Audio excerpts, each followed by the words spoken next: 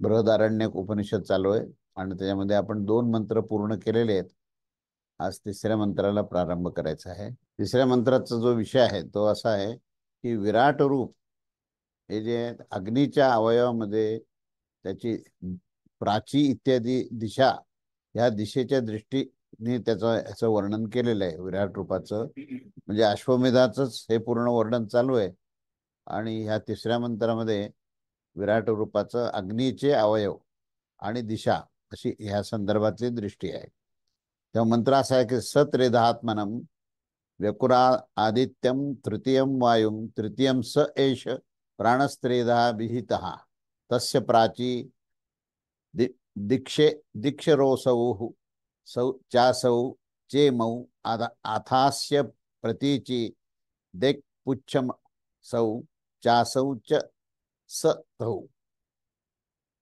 दक्षिणारोधीची स च पार्श्वे द्यौः पृष्ठमंतर अंतरिक्षम उदरम इयम उमरम स एषेप्सु प्रतिष्ठतो यत्र क्वचित तदेव प्रतिष्ठेत्यम विद्वान. आता याचा शब्दशः अर्थ सांगून त्याचा आशय सांगतो. शब्दशः अर्थ असा आहे की त्यांनी स्वतःचे 3 भाग केले, 3 प्रकाराने स्वतःला विभक्त केलं. त्याच्यामध्ये आदित्य ह्याला 3रा भाग केला आणि वायूला पण 3रा केला. अशा प्रकारे हा प्राण जो आहे तो 3 भागामध्ये हा विभागला गेला आणि त्याची पूर्व दिशा हे शिर आहे आणि इकडच्या तिकडच्या ज्या ईशान्य आणि आग्नेय ह्या दिशा आहेत त्या बाहू आहेत. अशा प्रकारे पश्चिम दिशा त्याची शेपटी आहे आणि इकडे तिकडे वायव्य आणि नैऋत्य विदिशा ह्या मांड्या आहेत. दक्षिण आणि उत्तर दिशा त्याचे पार्श्व आहे. द्युलोक पृष्ठभाग आहे. अंतरिक्ष उदर आहे आणि ही पृथ्वी जी आहे ती हृदय आहे. हे अग्निरूप विराट प्रजापती जे आहेत ते जलामध्ये स्थित आहेत. या अशा प्रकारे जाणणारा जो पुरुष आहे आणि जेथे कुठे तो जात असतो तेथेच तो प्रतिष्ठित होत असतो. म्हणजे या पूर्ण विराट व पुरुषाचं दिशेच्या दृष्टीने याचं हे वर्णन केलं आहे. तेव्हा या मंत्राचा आशय असा आहे की उत्पन्न झालेल्या या प्रजापतीने भूत आणि इंद्रिय संघात रूप आपल्याच स्वयं हे त्रिधा म्हणजे 3 प्रकारचे विभाग केले. कशा प्रकारे 3 प्रकारचे हे विकृत रूपाने विभाग केले त्यावर असं सांगतात की त्याने अग्नी आणि वायूच्या तुलनेत आदित्यास 3रा बनवले, अर्थात 3 संख्येला पूरक बनविले आणि त्या वाक्याची अनुवृत्ती होत असते. त्याच प्रकाराने अग्नी आणि आदित्याच्या तुलनेत वायूस तृतीय बनविले आणि वायू व आदित्याच्या तुलनेत अग्नीस तृतीय बनवले. असे परस्परांच्या या संदर्भ घेऊन सापेक्षतेने प्रत्येकाला 3य स्थान दिले असं समजलं. कारण की 3 ह्या संख्येत पूर्ण करण्यामध्ये या 3ही शक्ती हे समसमान सर्वत्र आहेत. तेव्हा संपूर्ण भूताचा आत्मा होण्यावर देखील हा प्राण विशेषतः आपल्या रूपानेच न की आपल्या विराट स्वरूपाचा लय करून अग्नी वायू आणि आदित्य अशा या 3 प्रकारात होऊन गेले आणि या 3 रूपामध्ये विभक्त होऊन गेले. त्या प्रथम उत्पन्न झालेल्या त्या अग्नीची त्या अश्वमेध कर्मामध्ये उपयोगी अर्काचे अर्थात चिती स्वरूप विराटाची या अश्वाच्या समान दृष्टी सांगितली आहे. तेव्हा आम्ही पूर्वेस याची जी उत्पत्ती दाखविली आहे ती सर्व स्तुतीच्या साठीच आहे ही गोष्ट सांगून झालेली आहे. अर्थात ह्या अशा प्रकारे हा जो आहे हा शुद्ध जन्म आहे असे दाखवण्यासाठी आहे. विशेषत्वाने समान होण्याच्या कारणाने पूर्व दिशा आणि शिर हे त्याचे शिर आहे आणि हे अर्थात ईशानी आणि आग्नेय विदिशा ईर्म ही भुजा आहेत. दत्यर्थ क ईर धातूने इर्म शब्द सिद्ध होतो आणि या अग्नीची पश्चिम दिशा शेपटी म्हणजे निम्न भाग आहे. कारण की पूर्वेस मुख असणाऱ्या होण्याने पश्चिम दिशेस शेपटीचा संबंध येतो. तेव्हा हे अर्थात वायव्य आणि कोण ह्या मांड्या आहेत. कारण की पृष्ठभागाचे कोण होण्याच्या मध्ये त्यांच्याबरोबर ही ती समानता आहे. दक्षिण आणि उत्तर दिशा त्याचे पार्श्वभाग आहेत. कारण की ह्या दोनही दिशेमध्ये संबंध होण्याने पार्श्वभूमीची समानता आहे आणि द्युलोक ही पाठ आहे आणि अंतरिक्ष हे उदर आहे असं पूर्ववत समजलं पाहिजे. आणि अधोभागात समानता होण्याच्या कारणानेच पृथ्वीच हे त्याचं हृदय आहे. अशा प्रकारे हे लोक जलाच्या मध्ये आहेत आणि ह्या श्रुतीच्या अनुसार तो हा लोकादी स्वरूप प्रजापती रूप अग्नी हा जलामध्येच अनुस्यूत आहे, जलामध्येच अग्नी हा स्थित आहे. या उपासनेचे फक्त तो जेथे कुठे त्या ज्यात कोणत्या देशामध्ये जात असतो तदेव तेथेच अर्थात त्या स्थानावर तो प्रतिष्ठित होत असतो आणि स्थिती प्राप्त करून घेत असतो. तसं मग हे कोण आहे? तर अशा प्रकारे उपयुक्त रीतीने अग्नीचे जलामध्ये स्थित होणे हेच सांगितलेले आहे आणि हेच त्या उपासनेचे हे गौण फल आहे असा या तिसऱ्या मंत्राचा आशय आहे. तेव्हा ह्याच्या पुढचा जो भाग आहे तो आपण पाहूया. आता याच्यामध्ये संवत्सर आणि वाक ची उत्पत्ती कशी होते, म्हणजे ह्या विराट पुरुषाच्या उत्पत्तीचं आपण कारण पाहिलं की त्या जलामध्ये मधून तो अग्निरूपामध्ये पहिल्यांदा निर्माण होऊन जलामध्ये अग्नियुक्त असलेली जी ऊर्जा आहे ती त्या विराट पुरुषाच्या रूपात निर्माण झाली. आता त्याच्यानंतर एक एक गोष्टी कशा कशा निर्माण झाल्या तर त्यामध्ये संवत्सर आणि वाणी ह्याची उत्पत्ती झाली. तर ह्याचा पार्श्वभूमी सांगताना ते म्हणतात की हा जो मृत्यू आहे त्याने स्वयं स्वतःलाच ब्रह्मांडामध्ये जलादीच्या क्रमाने कार्यकारण संघावात मान विराट अग्नीच्या रूपात रचले आणि आपल्याला 3 भागात विभक्त केले हे पूर्वी सांगून झालेलेच आहे. तेव्हा काय व्यापार करताना ही रचना झाली त्यावर ते पुढचा मंत्र सांगतात. मंत्र क्रमांक 4.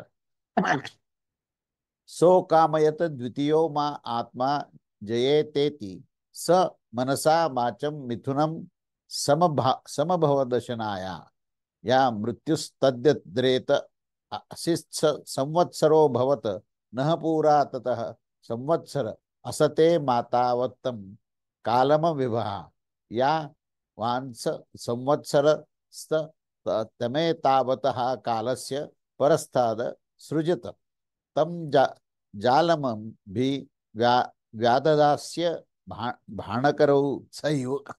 वाणीच्या रूपामध्ये हा कसा आहे आणि संवत्सराच्या रूपात दोन विषय आलेले तिथे की संवत्सर संवत्सर म्हणजे आपण ज्याला वर्ष म्हणतो, काळाची गणना आहे. आणि वाणी ही त्याच्यातली ऊर्जेची उद्भव आहे. प्राणशक्ती सुद्धा ही वाणीमध्ये आहे.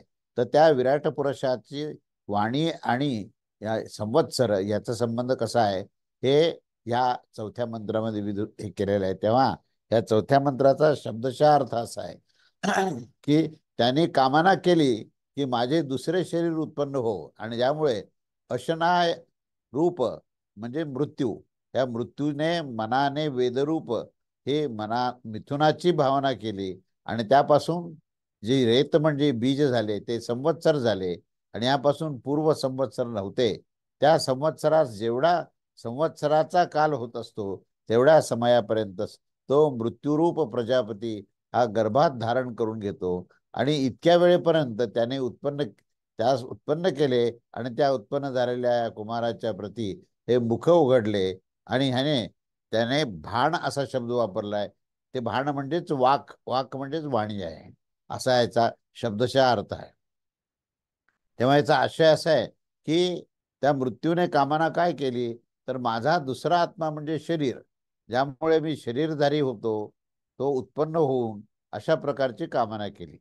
म्हणजे अशा प्रकारच्या या कामनेने त्याने प्रथम उत्पन्न झालेल्या मनाने वेदत्रयी रूपाच्या वाणीची ही मिथुन द्वंद्व भावाने भावना केली, संवेदना केली आणि मनाच्या द्वारे वेदत्रयीची आलोचना केली.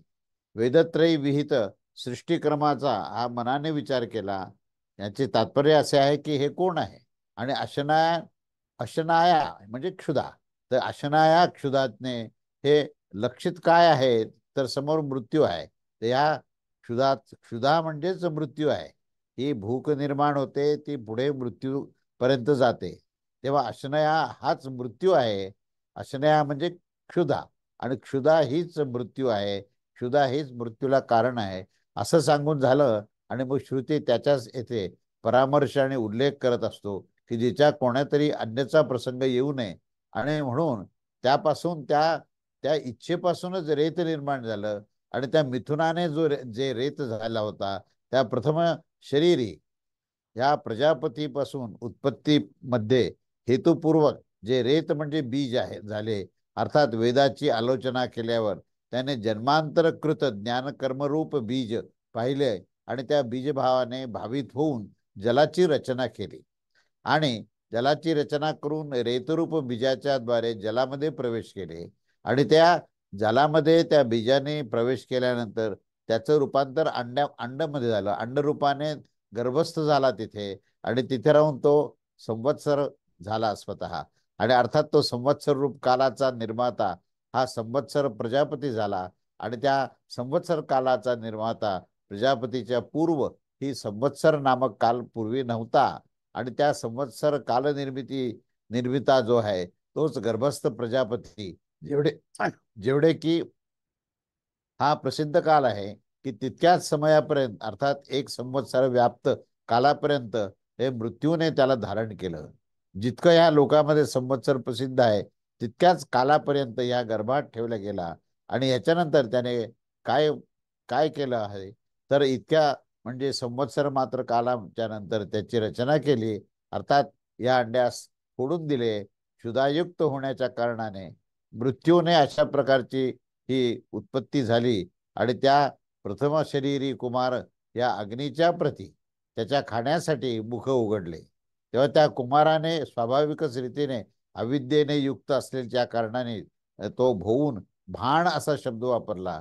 तेच वाक आहे आणि वाक म्हणजे शब्द असा हा शब्द झाला. म्हणजे पूर्ण जी काही वर्णन केलेलं आहे हे पूर्ण त्या विराट पुरुषाच्या निर्मितीच्या आधीचा भाग आहे. त्या प्रजापतीपासूनच तो विराट पुरुष आहे आणि प्रजापतीच्या त्या म्हणजे मानसिक स्थितीमध्ये त्याला अजून एक शरीर आपलं व्हावं अशा प्रकारचा भाव निर्माण झाला. तर तो आपल्यापासूनच दुसरं शरीर निर्माण करण्याकरता मिथुन रूपामध्ये रेत झालं. रेतामध्ये ते पाण्यामध्ये प्रवेश झाला. ते बीज रूपात झालं आणि ते बीज जे आहे ते अंड आकृतीमध्ये झालं आणि त्यालाच हिरण्यगर्भ असं म्हटलंय. तर ते हिरण्यगर्भ जे अंड आहे ते पुन्हा फुटून त्याच्यातून विराट पुरुष आला आणि विराट पुरुष हा बुभुक्षू म्हणजे अत्यंत भुकेल्या स्थितीमध्ये असताना मुखातून अग्नी बाहेर आला आणि नंतर वाणीच्या द्वारे भाण असा शब्द आला. म्हणजे त्या ठिकाणी ते भाण हेच वाक आहे म्हणजे तीच वाणी आहे आणि तेच वाणीचा हा त्या ठिकाणी आविष्कार आहे असा याचा संपूर्ण आशय आहे. आता त्याच्या पुढे जे वर्णन आहे ते ऋग इत्यादीची उत्पत्ती आणि मृत्यूच्या अतृत्वाचे उपन्यास म्हणजे ऋग म्हणजे ऋग्वेद, यजुर्वेद, सामवेद हे तीन वेद जे आहेत त्याची उत्पत्ती कशी झाली आणि त्या मृत्यूच्या अतृत्वाचा उपन्यास कसा आहे तो या मंत्रात पाचव्या मंत्रात सांगितलं आहे. त्या पाचवा मंत्र असा आहे की स ऐक्षत यदी वा एम भीम एब एम भीमंस्ये कातियोन्नम करिष्य इति स तया वाचा तेनात्मनेदम सर्वम सृजत यदिदम किंचर्चो यजुहु यजुंशी सामानि छंदांसी यज्ञान प्रजा पशून स यज्ञदेवा सृजत तत्तत् तुदुम ध्रियते सर्वं वा अत्तिति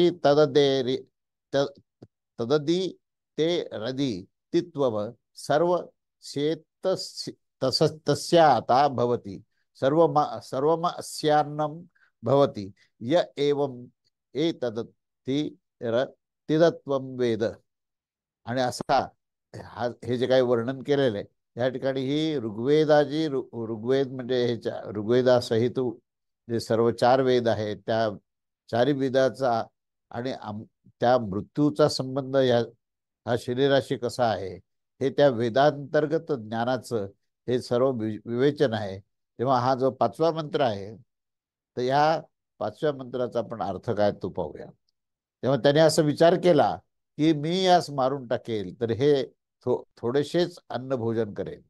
त्यामुळे त्याने ही त्या वाणी आणि मनाच्या द्वारे ह्या सर्व वेदांची रचना केली आणि जे काही पण ऋग, यजु आणि साम, छंद, यज्ञ, प्रजा आणि पशु आहेत त्यांना त्यांनी त्या सर्वांची त्यांनी रचना केली.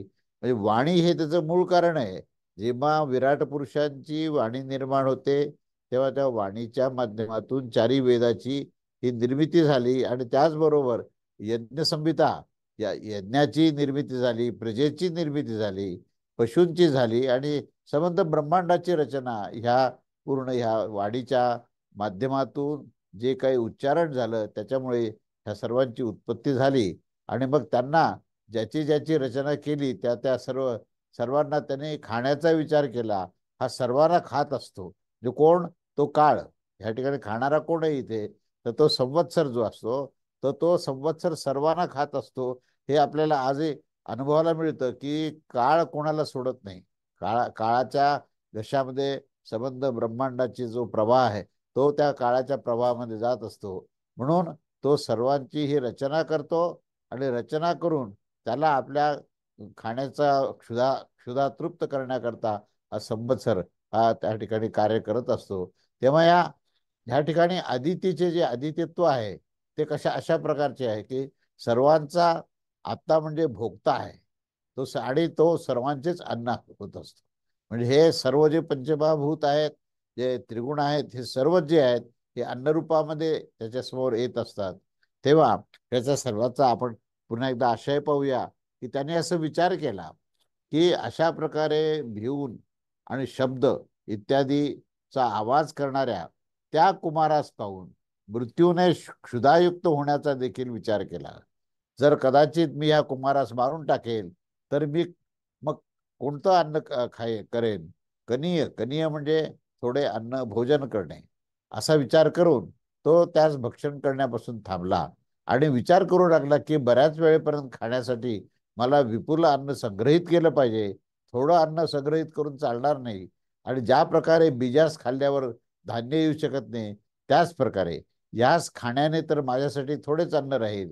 तेव्हा अशा उद्देशाने त्याने अन्नाची बहुलता कशी करावी त्या विचाराने त्यांनी पूर्वोक्त जे त्रयी वाणी म्हणजे ही 3 प्रकारचे जे वेद आहेत ते वेदची निर्मिती जे वाणीने झाली आणि त्या त्या वाणीच्या माध्यमातून वेदाचं प्रतिपाद्य विषय जो आहे तो ब्रह्मतत्व आणि आत्मतत्वच आहे. तेव्हा त्यालाच आत्मा म्हणजे मनाने मिथुनभाव अर्थात आलोचना करून त्या जे प्राप्त होतं. आलोचना या शब्दाचा अर्थ त्या ठिकाणी हे मीमांसा आहे.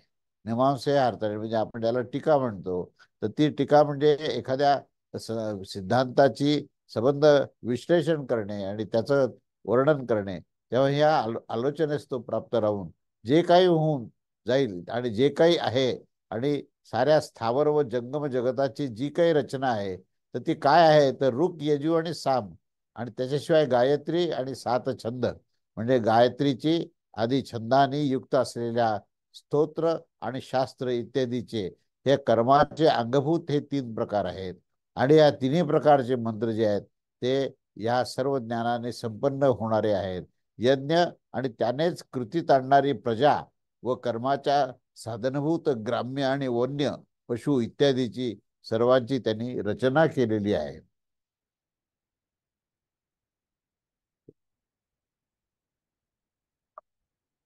तेव्हा याच्यावर शंका विचारली एका शिष्याने, हे परंतु पूर्वी तर काही सांगितलं असं गेलं होतं की मिथुनयुक्त त्रयी वाणीने त्यांनी रचना केली होती. तर मग आता त्यांच्याद्वारे त्यांनी ऋग्वेदाला कसे निर्माण केले.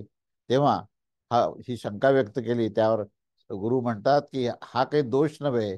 मनाचा जो त्रयीच्या बरोबर मिथुनभाव आहे तो तर अव्यक्तच असतो ना.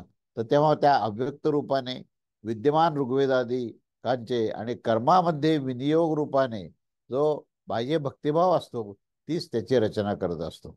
तेव्हा त्या प्रजापतीने अशा प्रकारे अन्नाची वृद्धी होते असे जाणून जी जी काही क्रिया अथवा क्रियेच्या साधनभूत फलाची रचना केली त्याला त्याला त्यांनी भक्षण करण्यामध्ये मनात विचार आणला. आणि अशा प्रकारे कारण की तो सर्वांनाच भक्षण करण्यासाठी प्रवृत्त होत असतो व भक्षण करत असतो. त्यामुळे त्या आदिती आणि आदिती नामक मृत्यूचं हे आदितित्व त्या ठिकाणी प्रसिद्ध आहे. त्यामुळे ह्या विषयामध्ये हा मंत्र जो आहे तो प्रमाण मंत्र आहे. आदिती दिवलोक आहे, आदिती अंतरिक्ष आहे, आदिती माता आहे, आदितीच ही पिता आहे आणि आदितीच सर्व काही आहे. तेव्हा या अन्नभूत संपूर्ण जगताचा तो सर्व भावाने होऊन आत्ता म्हणजे भक्षण करणारा आहे. तो सर्वांचं भक्षण करणार आहे. कारण की बिना सर्वात्म भावाच्या बद्दल सर्वांचे हे भक्षण करणारा होण्यामध्ये हे विरोध येत असतो. कुणी देखील एक सर्वांचा भक्षण करणारा होईल असं पाहिलं जात नाही. त्यामुळे तात्पर्य असं आहे की अशा प्रकारची उपासना करणारा तो सर्वात्मा होऊन जात असतो आणि सर्व काही अन्न होणे संभव आहे हे फल त्यालाच मिळते. तेव्हा जो अशा प्रकारे ह्या उपयुक्त आदिती संज्ञक जो मृत्यू प्रजापतीचा सर्वांना भक्षण केल्याने आदित्य जाणतो तो सर्व काही जाणतो, त्याला सर्व काही हे ज्ञान प्राप्त होतं. अशा प्रकारे हे संवत्सर आणि त्या त्याच्या अनुषंगाने हे इथे पूर्ण वर्णन केलेलं आहे. आणि ते मुखातून जो अग्नी येतो त्या अग्नीच्या बरोबर वाणीची निर्मिती आहे. वाणीच्या निर्मिती बरोबर त्या वाणीच्या माध्यमातून वेदांची निर्मिती आहे. आणि वेदाबरोबर यज्ञ कर्म गायत्री हे सहा छंदांची पूर्ण त्या ठिकाणी निर्मिती आहे. कारण छंद हेच वेद आहेत आणि छंदाच्या माध्यमातूनच या ज्ञानाची उत्पत्ती होते असा हा सिद्धांत असल्यामुळे या वेदाचं हे ज्ञानात परिवर्तन होणे आणि या ज्ञानाचा विनियोग जो आहे तो ह्या सर्व मृत्यूचं अध्ययन करणे. आणि इथे मृत्यू म्हणजे काय तर मृत्यू म्हणजे काळ आहे. आणि काळ म्हणजे काय तर काळ म्हणजे संवत्सर आहे.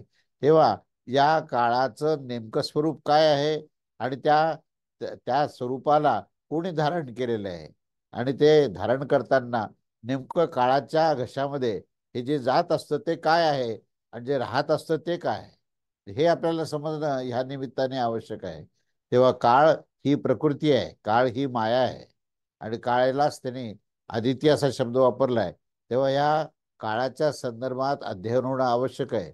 मनुष्याचं अस्तित्व जे आहे ते काळाच्या पलीकडे आहे, पण ते आपल्या लक्षात येत नाही. आपण काळाच्या ओघामध्ये इतके काही त्या काळाशी एकरूप झालेला असतो की जणू काही काळ म्हणजे आपण आहोत, देह म्हणजे आपण आहोत अशा प्रकारच्या भावनेने आपण भयभीत झालेलो असतो. मृत्यूला भयभीत होत असतो. मृत्यू ही वास्तविकता आहे, कारण मृत्यू म्हणजेच तो प्रकृतीचा अविभाज्य अंग आहे. मृत्यू म्हणजेच उत्पत्ती स्थिती लय, याच्यामध्ये लयाचा जो भाग आहे तो मृत्यू आहे. आणि तो मृत्यू जो आहे तो केवळ या प्रकृतीमध्येच होत असतो. प्रकृतीच्या पलीकडे तुम्ही जेव्हा जाल तेव्हा तिथे मृत्यूचा यत्किंचितही संबंध नाही. त्या ठिकाणीच ते आत्मतत्व आहे आणि त्याचा तोच तो प्रतिपाद्य विषय हा वेदांचा आहे. आणि म्हणून वेदाने ह्याच्यावर जे भाष्य वेदांच्या माध्यमातून जे भाष्य येतं ते हे भाष्य या दोघांचे प्रकृती आणि पुरुष या दोघांचे भाष्य आहे. आणि तुम्हाला जोपर्यंत प्रकृती कळत नाही तोपर्यंत तुम्हाला पुरुष तत्व कळत नाही. या प्रकृतीला कळण्याकरताच संवत्सर दिशा हे सगळे त्या ठिकाणी विविध आयाम घेतलेले आहेत. आणि त्याच्या माध्यमातून ही प्रकृती हीच क्षुधा आहे. कारण क्षुधा म्हणजेच त्याला ग्रहण करणे, त्याचं पूर्णपणे आपल्या घशामध्ये टाकणं आणि ती घशामध्ये टाकणं म्हणजेच त्याचा मृत्यू आहे. त्या मृत्यूचं सर्वतोपरी अध्ययन करणे. मृत्यू म्हणजे काय हे माणसाला जर कळालं तर तो अमरतत्व त्याच्या जवळच हे त्याच्या लक्षात येईल. साधारणपणे माणूस जो जीवन जगत असतो तर तो मृत्यूच्या भयाखाली जगत असतो. त्याचे सगळे जे प्रयत्न असतात आपल्याला अधिकाधिक जीवन मिळावं आणि आपल्याला मृत्यू सहसा लवकर येऊ नये ह्या प्रयत्नात तो असतो. आणि म्हणून त्या प्रयत्नामध्ये तो भयभीतच होत असतो. वस्तुतः मृत्यू ही जी गोष्ट आहे नित्य आहे. जिथे जिथे प्रकृती आहे त्या ठिकाणी मृत्यू आहे. क्षण प्रतिक्षण हा मनुष्याच्या देहामध्ये मृत्यू हे होतच असतो. पण आपल्याला लक्षात येत नाही. अगदी लहानपणाचा मृत्यू झाल्यामुळेच तो तरुण झाला, तरुणपणाचा मृत्यू झाल्यामुळेच तो वृद्ध होतो. पण आपण त्याला सगळ्यामध्ये सातत्य पाहतो. याच्यात सातत्याने आहे तो तोच आहे. म्हणजे जो लहानपणी आलेला आहे तो त्या ज्या नावाने त्याला आपण ओळखतो त्याच नावाने तो वृद्ध झाल्यावरही त्याच नावाने ओळखला जातो. तर तो कोण आहे? आणि हा देह जो आहे तो जर एकच असता तर त्याच्यामध्ये परिवर्तन झाल्यावर नाव एकच कसं काय असेल? तर नामाचं नामकरण कोणाला केलेलं आहे? देहाचं अस्तित्व म्हणजे काय? देह अस्तित्व असूनही अस्तित्व शून्य आहे. म्हणून त्या देहाचा संदर्भ त्यांनी क्षुधा आणि मृत्यू ह्या दोघांशी. आणि देहाला टिकवण्याचा प्रयत्न क्षुधा करते आणि मृत्यू क्षण प्रतिक्षण त्या देहाला नाश करत असतो. कारण तो नाश झालेलाच आहे. भगवद्गीतेत सुद्धा असा उल्लेख आहे की जेव्हा अर्जुन म्हणतो की यांना मी कसं काय मारू, त्यावेळेस भगवान श्रीकृष्ण जेव्हा ते सांगतात सिद्धांत त्यावेळेस ते म्हणतात, अरे हे तू कोण मारणारा, ते आधीच मेलेले आहेत. म्हणजे काय, मनुष्याचा जो देह आहे ना, त्या देहाचंच नाव मृत्यू आहे. आणि त्याचा आजीवन अखंडपणे जन्मापासून प्रत्यक्ष मृत्यू ज्याला आपण म्हणतो तोपर्यंत अखंडपणे मृत्यूच होत असतो. गर्भामध्ये जसं त्या मुलाचा देह निर्माण होण्याची प्रक्रिया सुरू होते, तसं त्याच्याबरोबर मृत्यूच असतो. त्यामुळे त्या मृत्यूला भयाचं काही कारण नाही. तर ज्यावेळेस ज्याला आपण मृत्यू झाला म्हणतो तो मृत्यूचा मृत्यू आहे. आणि तिथं तो ज्याला त्या देहालाच मृत्यू असं म्हणतो, तेव्हा देह नष्ट झाला तेव्हा मृत्यूचा मृत्यू झालेला आहे. हे आपल्याला त्या सिद्धांतातून करणं आवश्यक आहे. आणि म्हणून ही जे संवत्सराची कल्पना जी आली, ही संवत्सर जी आहे ही क्रियेचं मापन आहे. आपण संवत्सर म्हणजेच काल, आणि कालाची व्याख्या काय करता येईल? कालाची व्याख्या अशी करता येईल की जेव्हा क्रिया घडते तेव्हा क्रियेचं मूल्यमापन जे आहे, ज्याच्याने होतं त्याला आपण काल म्हणतो. आणि क्रिया काय, तर क्रिया ही अखंड मृत्यूचं दर्शन आहे. ज्या ठिकाणी अक्रिय तत्वाशी तुम्ही एकरूप झाले, तर त्या ठिकाणी आत्मस्थितीमध्ये तुम्ही गेले, स्वरूप स्थितीमध्ये गेले. पण जोपर्यंत तुम्ही या प्रकृतीमध्ये आसक्त आहात, कामनेने युक्त आहात, प्रकृतीमध्ये प्रवाहित आहात, तोपर्यंत तुम्हाला ह्या मृत्यूचा सतत भय होत असेल. मृत्यूचं भय म्हणजेच त्या प्रकृतीमध्ये आसक्ती होणे. आणि ज्यावेळेस तुम्हाला हे लक्षात येईल की ही प्रकृती जी आहे ना, ही असून नसल्यासारखी आहे बरं का, जी आहे असं आपण म्हणतो, तर ती दुसऱ्या क्षणी नसते. म्हणून ज्याला आहे म्हणतो, तर तो काय आहे, तर तो मृत्यूच आहे. आणि तो मृत्यू कशामुळे येतं? क्षुधे म्हणून सांगितलं. क्षुधेचा संबंध हा मृत्यूशी लावलेला आहे.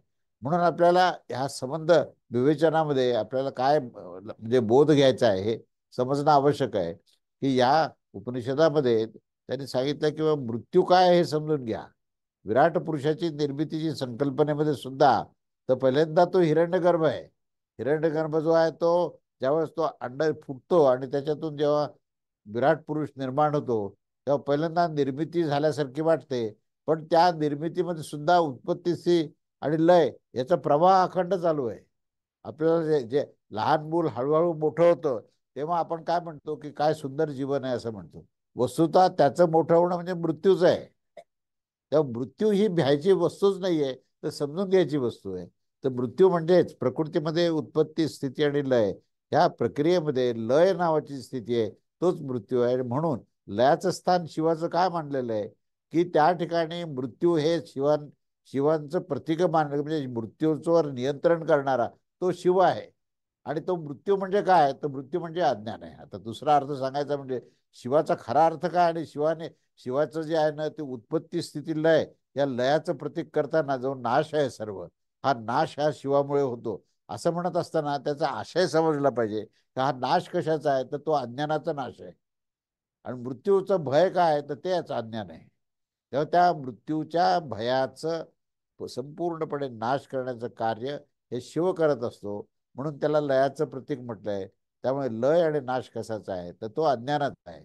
म्हणून आपल्याला त्या मृत्यूचं भय संपावं आणि त्या ठिकाणी ही संवत्सर काय आहेत किंवा ही प्रकृतीची प्रक्रिया काय आहे, याचं जर आपल्याला त्रयस्थ भूमिकेतून आत्मस्थितीमध्ये बसून ज्यावेळेस आपण त्याचं अभ्यास करू, आपण अध्ययन करू, त्याचं आकलन करू आणि त्याप्रमाणे आपलं आचरण राहील, त्याप्रमाणे आपली अंतःकरणाची धारणा राहील, त्यावेळेस आपण या सगळ्या मृत्यूवर आपण पूर्णपणे विजय मिळवला असं म्हणता येईल.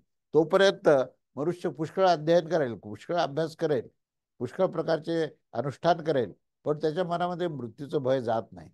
तो महादेवाकडे जाताना सुद्धा म्हणतो की मृत्युंजय आहे तो महादेव, तेव्हा तो आपल्या मृत्यूपासून आपलं संरक्षण करेल. तर मृत्यूपासून संरक्षण करणे म्हणजेच अज्ञानापासून संरक्षण करणे. अज्ञानाला दूर करणे म्हणजे मृत्यूला दूर करणे आहे, असा आहे त्याचा आशय आहे. तेव्हा हा आशय आपल्याला परिपूर्णपणे ह्या 5व्या मंत्रामध्ये समजून घ्यायचा आहे. खूप मोठा असा बोध आहे तो, त्याच्यावर आपण जेवढं बोलू तितकं कमी आहे. तेव्हा आता पुढे ही प्रजापतीने यज्ञाची कामना केली आणि त्याचं प्राण व वीर्यात मध्ये त्याचं निष्क्रमण झालं. तर हे कसं आहे, हा आपल्याला पुढचा 6वा मंत्र आहे. तर 6वा मंत्र असा आहे, सो कामयत भूयसा यज्ञेन भूयो यजे येती सो श्राम्यत्य तपोतप्यत तस्य श्रांतस्य तत्पस्य यशो वीर्यमुदक्रमात् प्राणावै यशो वीर्य तत्प्राणेषु तत्क्रांतेषु शरीरम श्व इतु अध्रियत तस्य शरीर एव मन असेत. अर्थ असा आहे की यांनी ही कामना केली प्रजापतींनी आणि ती पुन्हा ती मोठ्या श्रेष्ठ अशा यज्ञाने यजन करण्याची त्यांनी कामना केली आणि त्यानेच तो श्रमित होऊन गेला. म्हणजे तो थकला त्या ठिकाणी. हे सर्व कामना आहे आणि कामनेच्या माध्यमातून जी यज्ञ करण्याची इच्छा आहे आणि ती यज्ञ केल्यानंतर तो श्रमित झाला. श्रमित म्हणजेच तो थकला आणि त्याने पुन्हा तप करायला सुरुवात केली. त्या श्रमित आणि तप्त झालेल्या त्या मृत्यूचे हे यश आणि वीर्य निघून गेले. प्राणच यश आणि वीर्य आहे. तेव्हा प्राण निघून गेल्यानंतर शरीराने हे फुगणे आरंभ केले. म्हणजे आपण पाहतो मृत्यू झाल्यानंतर शरीरामध्ये शरीर हे फुगतं एक प्रकारे आणि त्यामुळे त्याचे मन जे आहे त्या शरीरातच राहिले. तेव्हा आशय असा आहे की सो कामयत इत्यादी वाक्याने श्रुती अश्व आणि अश्वमेधाचा निर्वचन करण्यासाठी ती हे सांगत आहे की मी पुन्हा महान यज्ञाने यजन करेन. येथे जन्मांतरामध्ये यज्ञानुष्ठान करण्याच्या अपेक्षेने भूयस म्हणजे महान असा अर्थाने हा शब्द दिलेला आहे. तेव्हा त्या प्रजापतीने जन्मांतरामध्ये अश्वमेध यजनद्वारा हे यजन केले होते आणि त्यामुळे त्याची भावनेने युक्त होऊन तो कल्पाच्या आरंभामध्येच हा प्रजापती झाला आणि मग अश्वमेधाच्या क्रिया कारक आणि फलरूपाने त्या संपन्न होऊन त्यांनी कामना केली की मी पुन्हा महान यज्ञाद्वारे जी यजन करेन आणि अशा प्रकारे महान कार्याच्यासाठी कामना करून तो अन्य लोकांच्या समान श्रीमंत होऊन जाईल अशी त्याची अपेक्षा होती. आणि मग त्याने तप केले आणि त्या श्रांत आणि तप्त झालेल्या असे त्याचे पूर्ववत त्याला समजले पाहिजे. त्या अत्यंत तप्त झाल्यामुळे त्याचे यश आणि वीर्य निघून गेले आणि श्रुती स्वतःचा यश आणि वीर्य पदांचा अर्थ दाखवत आहे की चक्षु इत्यादी जो प्राण आहे तेच यशाच्या हेतूचे कारण आहे. कारण की त्यांच्या राहण्याने ख्याती होत असते आणि तेच या शरीरामध्ये वीर्य म्हणजेच प्राणशक्ती आहे आणि म्हणजेच ते बल आहे. ज्याच्या माध्यमातून प्राण निघून गेला तो पुरुष हा यशस्वी अथवा बलवान होत नाही. त्यामुळे तो निर्बल होऊन जातो आणि तो निष्प्रभ होतो. त्यामुळे या शरीरामध्ये प्राण हेच यश आणि वीर्याच्या रूपात आहे. तेव्हा त्या अशा प्रकारचे हे प्राणरूप यश आणि वीर्य निघून गेले. तेव्हा अशा प्रकारे यश आणि वीर्यभूत प्राणांच्या उत्क्रमण केल्यावर अर्थात शरीरातून निघून गेल्यावर प्रजापतीच्या या शरीराने हे श्वधन उच्छ्वसता आणि फुगण्याच्या रूपातील विकार यास प्राप्त होणे आरंभ केले. अर्थातच तो अपवित्र होऊन गेला. परंतु ज्या प्रकारे कोणत्या तरी प्रिय वस्तूपासून दूर होऊन जाण्यावर देखील त्यामध्ये मन राहत असतं त्याच प्रकारे त्या शरीरातून निघून गेल्यानंतर प्राण निघून गेल्यानंतर देखील प्रजापतीचे मन त्या शरीरामध्येच राहते असा त्याचा आशय आहे. म्हणून त्या देहभावामुळेच ह्या सगळ्या गोष्टी घडतात. देहभाव जोपर्यंत आहे ना तोपर्यंत मनुष्य जो आहे तो देहाचं आपल्याकडे अग्निसंस्कार का सांगितलं आहे की त्या देहामध्ये तो देहभावात असतो आणि देहभावामध्ये जोपर्यंत आहे तोपर्यंत तो देहातून प्राण गेल्यावर सुद्धा त्या देहामध्ये त्याचं आसक्ती असते. त्याचं मन लागून असतं. शरीर फुगतं अपवित्र होतं आणि त्या अपवित्र शरीर जर त्याला संस्कार केले नाही तर त्या शरीराचा संबंध त्या पूर्ण जीवात्म्याशी होतो. त्याचा जीव भाव आहे म्हणूनच तो देह भाव आहे. जीव भाव आहे म्हणूनच तो अहममत्वाने युक्त झालेला आहे आणि मग त्या शरीरामध्येच तो सारखा हा आसक्त होत असतो. तेव्हा ह्याच्यापासून आपल्याला मुक्ती मिळणं आवश्यक आहे. त्यामुळे या अश्वमेधाचा जे काही उपासना आहे हे जे काही यज्ञ आहे त्याचं ते परिपूर्णता करून त्याचं नेमकं फल काय आहे ह्याच्यावरचा हा पुढचा मंत्र आहे. आणि त्यामध्ये ह्या शरीरामध्ये ज्याचे मन लागून असतं म्हणजे तो देहभाव त्याच्यामध्ये असतो त्या प्रजापतीने काय केले हे त्या पुढील मंत्रामध्ये सांगितलेलं आहे. तेव्हा हा 7वा मंत्र आहे तो खूप मोठा आहे. तो आपण पुढच्या रविवारी आपण प्रारंभ करू आणि त्याचं विस्तार आणि विवेचन हे आपण पुढच्या रविवारी करूया. अवधूत चिंतन श्री गुरुदेव दत्त. श्री स्वामी समर्थ महाराज की जय.